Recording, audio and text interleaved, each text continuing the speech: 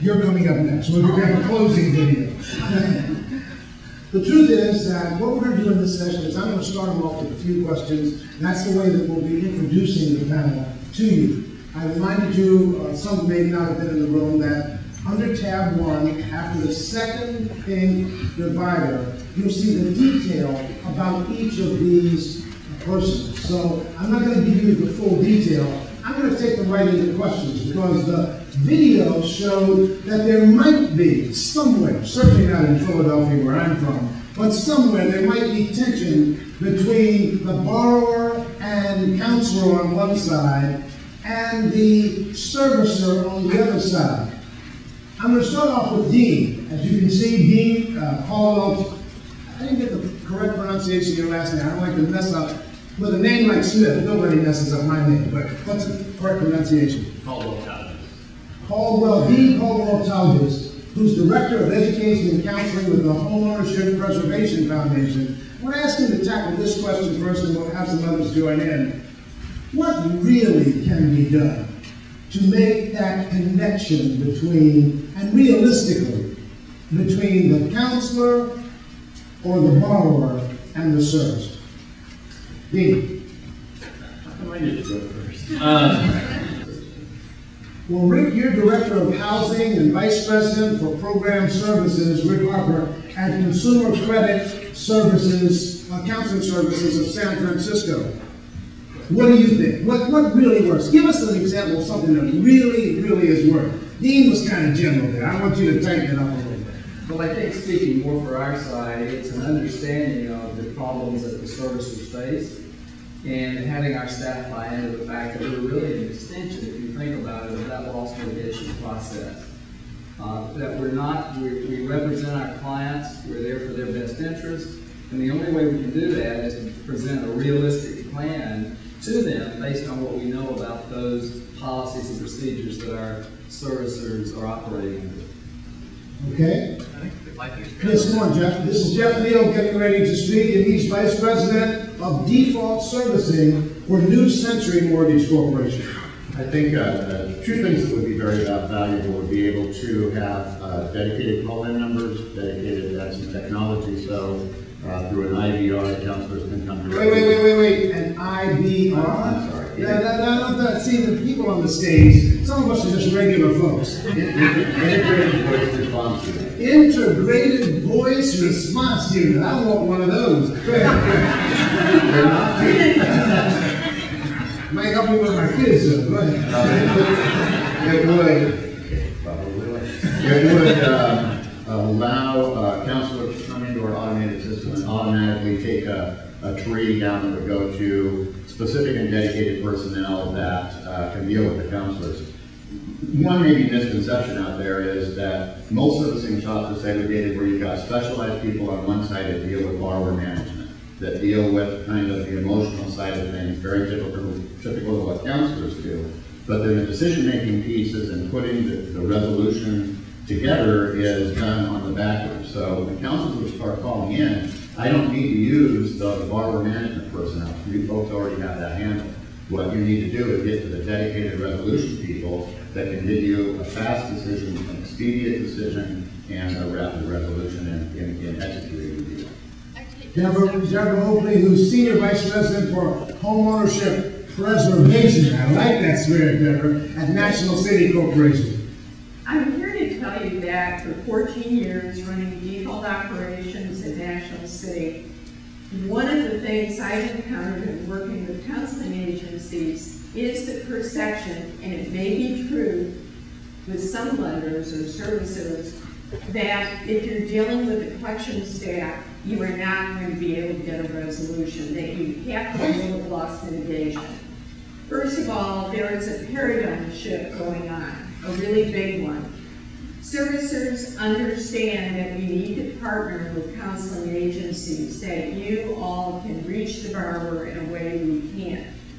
We also understand that that first call we get from a borrower is our opportunity to get them on a repayment plan or forbearance or pre-qualify them for a loan mod.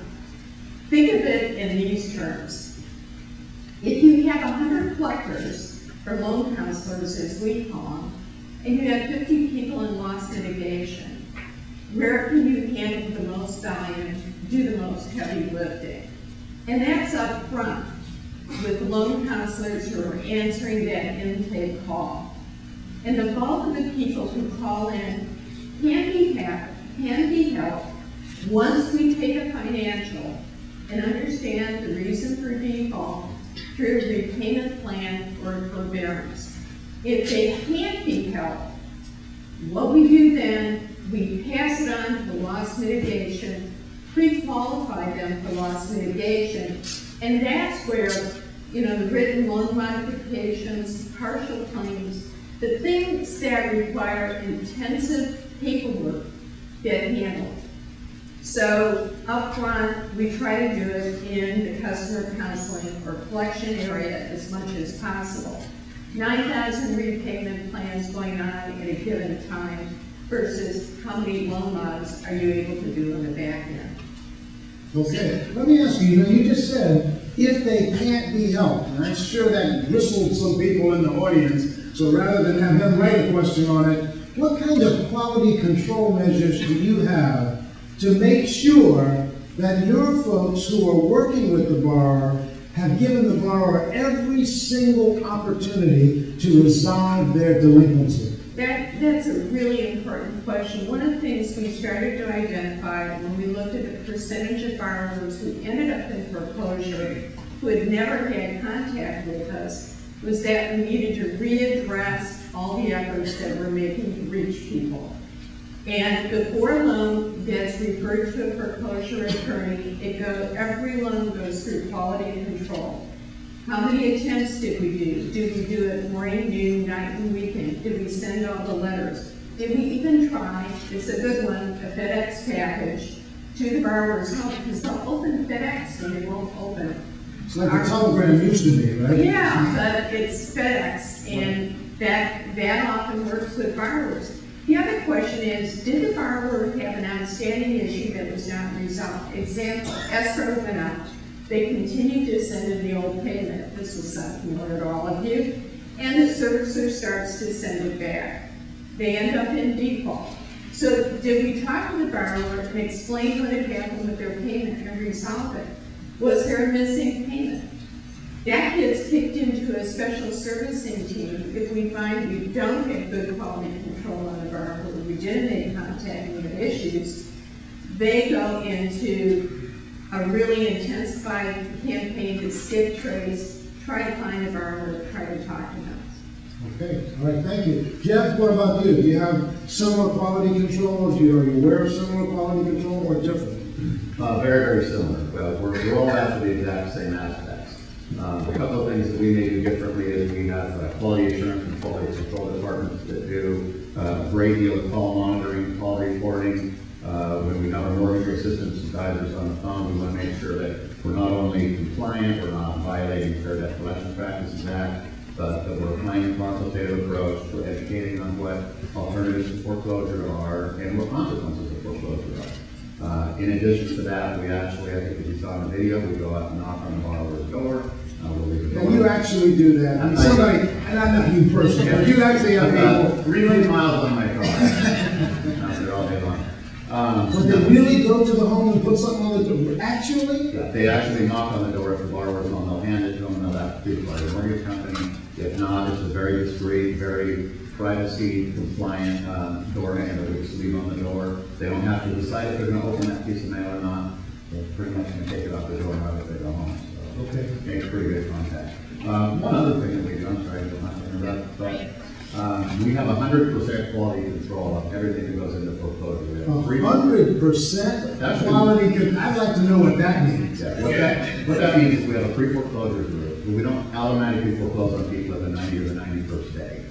We're actually allowing a 30-day period to go through a review. We have a foreclosure committee that has people from our advocacy group, management personnel from foreclosure, bankruptcy, loss mitigation, collection. We look at every file, read all the notes on the system, and make sure that everything has possibly been done before we could take first